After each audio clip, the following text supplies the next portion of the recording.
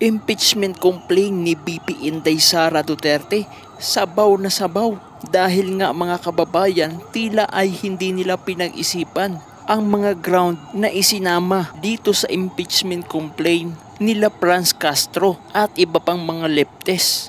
Sabaw na sabaw mga kababayan, at habang sila ay talagang busy sa impeachment complaint, ang ating vice presidente ay busy naman na namimili sa iba't ibang pamilihan, kasama na nga ang pagbili ng mga bulaklak. Ito ba kaya ay para doon sa mga congressman na pumirma doon sa impeachment complaint? Nako mga kababayan. So ito, pakinggan natin kung paano naging sabaw ang mga inihain na impeachment complaint, mabilisang napirmahan at ipinasa sa Senado. Pakinggan natin si Attorney Trixie Angeles. 6 yung grounds na nilagay nila na medyo kataka-taka. Hindi lang parang nakakapag-ano lang na pilit yung ebidensya. Imbis na ilagay nila kung ano yung basis, kung ano yung grounds, nag-a-allege sila ng mga actions tapos piniframe nila in such a way as it would appear to be shocking, pero hindi na susubstantiate kasi hindi siya sumasapol doon sa mga grounds for impeachment. Hindi talaga ako naniniwala that this is a serious impeachment complaint. Para sa akin, very cynical. Parang sinasabi nila, kahit walang kwenta itong articles of impeachment na ito, ipapasa pa rin namin because we have the numbers. So ngayon, ang mahalaga is malaman ni VP Inday at malaman ng mga gustong ipa-impeach siya na may malakas at mayroon siyang suporta.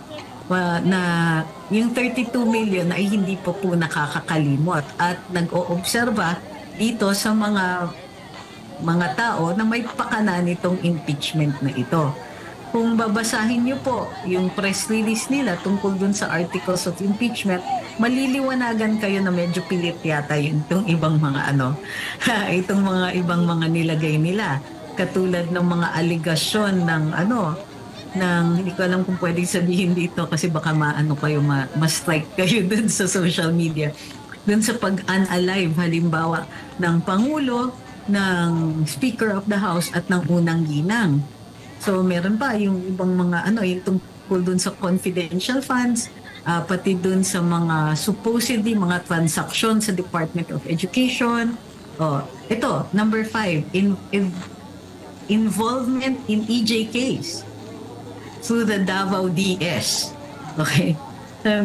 Ang testimony nito ay tungkol sa mga naganap bago pa siya naging vice-presidente.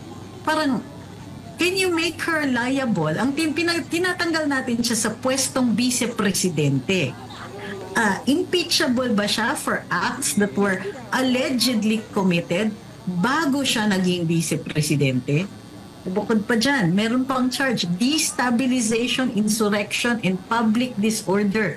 Dahil daw po siya ay, nung hindi siya pumunta dun sa State of the Nation, nagbiro siya na siya daw yung designated survivor. Parang ito daw ay may evil overtones. May overtones na na nakaka-destabilize. Nag-lead daw siya ng rally na nananawagan ng resignation ng ating Pangulo. Which, factually, alam natin hindi totoo. Publicly defending daw, Pastor Quiboloy, fugitive pastor, Apollo Quiboloy, a known ally, accused of serious crimes. Teka muna, hindi pa criminal yung si Pastor. He is still undergoing trial, may presumption of innocence pa. Pero ang ginagawa nila dito, nililink nila sa isang tao na humaharap pa lang ng mga charges at ginagawa nilang guilt by association. Paano magkakaroon ng guilt by association? Wala pang ang guilt yung isa. So, very unusual. Meron pa, obstructing congressional investigations by ordering subordinates not to comply with subpoenas. Hindi yata ito, parang saan ground? Hindi maliwanag kung anong ground ang ina-allege nila dito. threatening bodily harm against the President, First Lady, and the Speaker. Again, imbis na ilagay nila kung ano yung basis, kung ano yung grounds, nag-a-allege sila ng mga actions tapos piniframe nila in such a way as it would appear to be shocking, pero hindi na substantiate kasi hindi siya sumasapol doon sa mga grounds for impeachment. I'm sure ipapasok nila lahat ito doon sa betrayal of public trust dahil ito po ay catch-all na tinatawag nila. But still, yung ililink mo yung mga ganitong klaseng action to betrayal of public trust, it's going to take some doing. Hindi talaga ako naniniwala that this is a serious impeachment complaint. Para sa akin, very cynical. Parang sinasabi nila, kahit walang kwenta itong articles of impeachment na ito, ipapasa pa rin namin because we have the numbers. So, ito na naman tayo sa numbers game. At ayan nga mga kababayan, napakinggan nyo kung gaano kasabaw ang inihain nilang impeachment complaint laban sa ating Vice Presidente na si Inday Sara Duterte. Pati ba naman yung mga issue bago siya umupo bilang Vice Presidente ay sinama pa? Well, hindi naman natin masisisi itong mga kakaliwang grupo dahil nga galit na galit ito kay VP Inday Sara Duterte dahil sa ginawa ni dating Pangulong Duterte na kung saan ay talagang sinugpo ang kanilang grupo na nandoon sa mga bundok. Bukod pa dito, pinasimulan kasi ni Tatay Digong ang National Task Force to End Local Communist Armed Conflict na kung saan sa pamamagitan nito ay natanggalan ng maskara itong mga front organization ng New People's Army. Kaya kahit sabaw na sabaw, walang kakwenta-kwenta, yung mga grounds ay ipinasa pa rin nila, pinapirmahan at idinala sa Senado. Kaya lamang po ay naisahan din sila, nautakan din sila ng ating mga senador na kung saan sa session ng Senado, hindi man lang pinag-usapan ang patungkol dito sa impeachment complaint. At noong naghihintay na ang mga congressman patungkol dito sa impeachment complaint ay biglang nagkaroon ng nakakabinging katahimikan dahil si Senator Joel Villanueva ay agad-agad na tinapos ang session at muling magpapatuloy sa June 2, 2025. Tapos sinundan pa ni Senator Mig Zubiri at sinabihan niya ang mga senador na wag na kayo mag-oppose, wag na kayo mag-oppose, wag na kayo mag-oppose. Grabe, nakakabinging katahimikan ang sumalubong sa mga congressman na ang akala nila ay nagtagumpay na sila, na akala nila ay uusad na ang impeachment. Yun ang pagkakamali nila dahil nga ang kanilang impeachment complaint ay sabaw na sabaw. Ito pa ang matindi dahil yung mga kongresista, yung mga party list na pumirma ng impeachment complaint ngayon ay bistado na, nakilala na sila at ngayon trending na trending sa social media ang mga pangalan ng kongresista at mga party list dahil sila ay nagpauto dito sa mga leftist upang i-impeach ang ating Vice Presidente. Ngayon, matitikman nila kung gaano ka-powerful ang ating taong bayan na kung saan tayo, ikaw, sila ang nagluklok sa kanila sa posisyon. Kaya ngayon sila ay tinatawag na kongresista at mga party list. Ngayon sa social media, lalong-lalo na nga po dito sa Facebook, ay matindi na po ang galawan nitong kalaban ni VP Inday Sara Duterte. Dahil nga po, ang mga vlogger na mga nagpo-post patungkol sa mga issue, lalong-lalo na sa bicameral report na kung saan ay blanco, ang mga nagpo-post na ito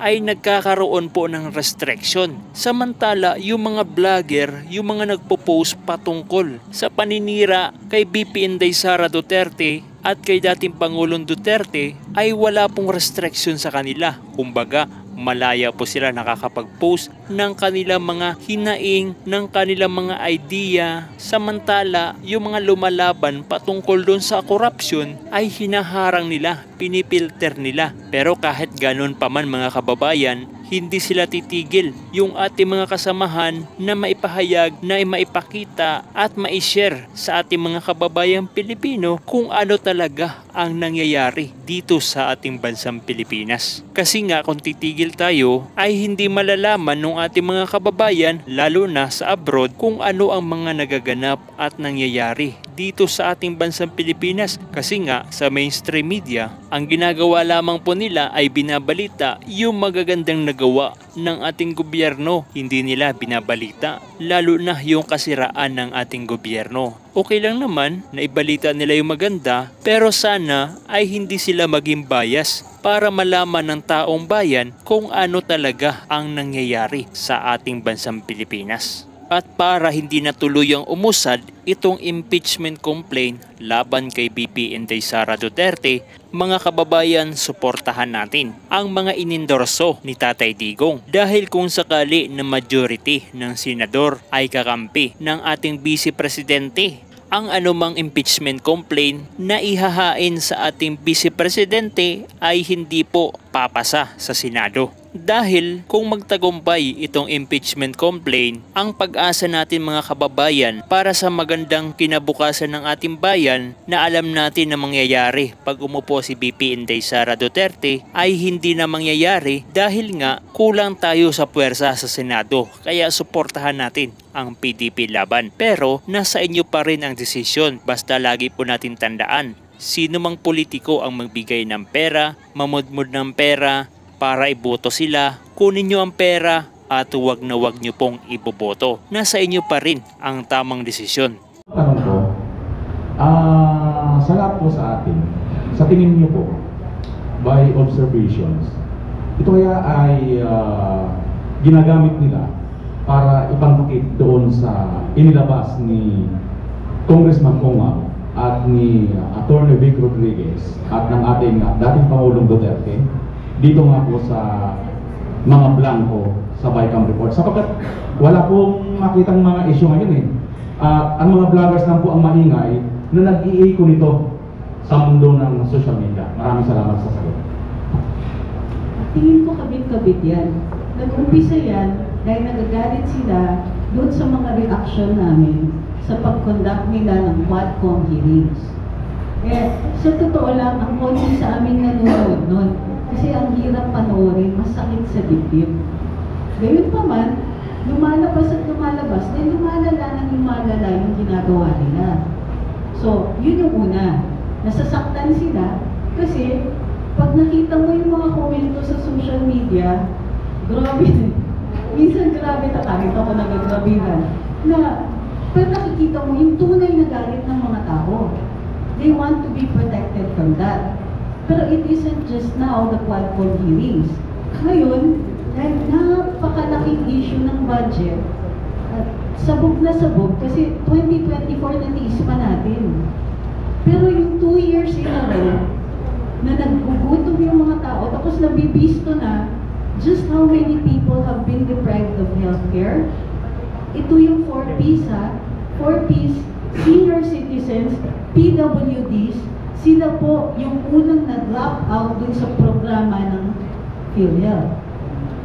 So, araw-araw nung dumadaan, na nakikita natin yung mga problema ng bayan na hindi inaasikaso dahil tinututukan nila yung perang makukuha sa national budget, less likely araw-araw na mananahimik ang mga vloggers.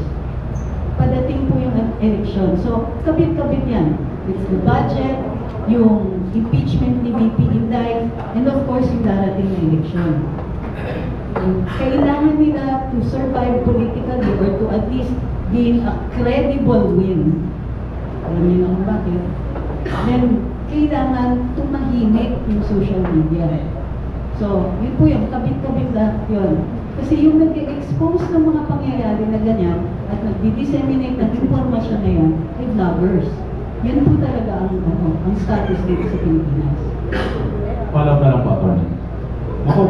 Makukonclude ba natin na masasabi ba natin na natutumbok po ng mga vloggers ang tunay na issue at problema ng bansa?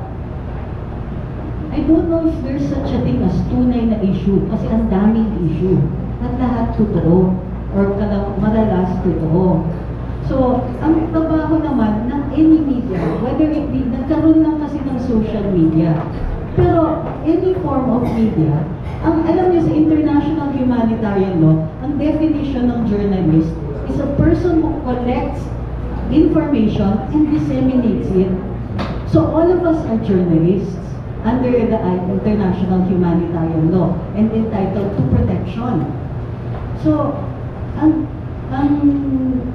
yung sinasabi mo, para pagtakpan ng tunay na issue, no. It's for more information. Ang ginagawa ng vloggers is it just widens the sphere where information is disseminated. So, sa ibang mga tao, nakakatakot yun. Kasi nawawalan sila ng space magtago. At kung ikaw po ay public, ikaw ay official ng gobyerno, at hindi tama lahat ng ginagawa mo, doble yung takot. Which is the entire purpose of the freedom of speech, di ba? So yun po yun. It's really, it isn't about a truth. It's about the space for information where all of us can come to our own conclusions. Wala kasing pwedeng magsabi kung ano ang katotohanan. Halimbawa, hindi nila dinidefine ang fake news. Alam niyo kung bakit? Kasi ang hirap i-define. Halimbawa, si Galileo, sinabi niya, heliocentric ang solar system. Sabi ng Roman Catholic Church, mali ka, fake news ka. 600 years later, nag-sorry sila. Ito. 600 years later. Si Galileo di naman natinag. After nung hearing niya, palabas siya ng kwarto. Kinikwento to ng astronomy professor ko. So, habang lumalabas siya sa kwarto, alam mo sabi niya, and yet it turns. Kasi sinabihan siya, you have to stay for humankind. That the earth does not rotate around the sun. Rotate, pero yung Italian kasi parang turns. So, pag pumayag siya, sinabi niya masama, dumikit sa malakala. Pero sinabi niya, but as he was walking out the room, sabi niya, and yet it turns. Narinig siya, pero pinabayaan na siya ng lumabas. Yun din sinasabi namin dito. You can hide, and yet it turns. So, it's not a proof.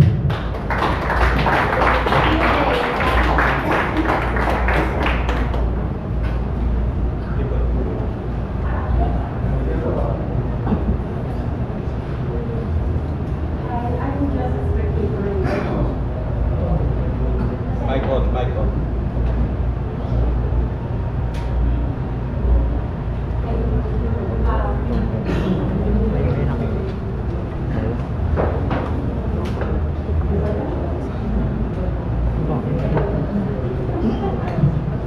Thank you so much for your help. I'm just an ordinary person, a simple housekeeper from the south. And I'm 70 years old. I woke up at 4:30 this morning so that I can join the people, my colleagues here at the Supreme Court. And then we were not allowed to enter the Supreme Court. So, but sige, at dahil abogado ko, at hindi daw ako umattend sa hearing ngayon, sa inquiry ngayong araw na ito, patitignan daw niya sa legal ng House kung pwedeng mag-file sila ng disbarment case sa akin. Walang tanong kung ako po ay lumabag sa Code of Ethics ng mga abogado dahil ito po ang grounds for disciplinary action namin. Idinudulog ito sa Korte Suprema. Iniimbestigahan ng IBP. Pero sa kanilang pagsasalita, akala mo sila yung nagpa-disbarment sa So, ang punto lang po dito, the only reason na pinatitignan nila yung item na yon ay dahil abogado ko na hindi dumating sa kanilang pagdinig. Dahil walang ibang abogado dito sa mga hindi dumating, naging special target ako. Dahil may vulnerability. The mere fact na abogado ko, apadisbang natin yan. Dahil hindi ko daw sila nirespeto. Ang problema din po dito, ang definition nila ng respeto ay slavish obedience. Hindi po respeto na mutual. Gusto nila, ang sabihin nila, kahit invitation yan, ang basa dapat natin dito ay command. Sorry po, kasi dahil ako po ay gumraduate with a degree in linguistics sa University of the Philippines, ang pagbasa ko din, tulad ng ibang abogado, ay precise. So pag sinabi po nila kasing invitation, ang iniisip ko, pwede kong tanggihan. Dahil ito ay voluntary. Kung sila po ay nagpadala ng subpoena, ibang usapan yon. Gayunpaman, kinokongratulate ko po si Congressman Paduano dahil ipinaaral niya sa legal ng House. Ito po ay step in the right direction. Kasi, nakikita ko ang ibang galawan sa ibang mga committee, eh parang diretso na dun sa wala ng due process, etc. Step in the right direction na, hindi ko sinasabing tama sila. Ibibigay namin, lahat kami dito, I don't think any one of us means to disrespect the House. Ang ginagawa lang namin dito ay pinaglalaban yung karapatan namin magsalita at magpahayag. Hindi po kami naghahanap ng sakit ng katawan. Pero, kung yun po ang i-threaten nyo sa amin, sakit ng ulo, sakit ng katawan, isa lang naman mensahe namin dito. You don't scare us. Sa araw-araw ba naman, pag nag-decide kami maglagay ng saloobin sa social media, automatic yun, tinanggap namin, mababash kami. Noong 2016, nung nag-decide ako to throw my support behind the candidate named Rodrigo Duterte, alam kong maraming maaasar at hindi lang asar. I lost so many friends. Di lang pala ako. Pakalain. But that's the choice you make. When you decide to be honest, you want to say something, you accept the consequences. That's what adults do. Unfortunately, we are ruled sometimes, I'm not saying this is just in the House or it's in the House, but by people who are in dire need of adult supervision. And that's really sad. Kasi, well, we expect our officials, binoto natin sila because we thought that they could lead us. Ang lungkot naman, na they think that they can do this because time is on their side. Kumbaga, okay lang, napastanganin natin ang karapatan nitong taong to. Anyway, they have to go to court to defend their rights. It's gonna take some time, and in the meantime, i-detain natin sila. Because that's what's happening now. Hindi kami takot. Mas matalino lang kami. Woo!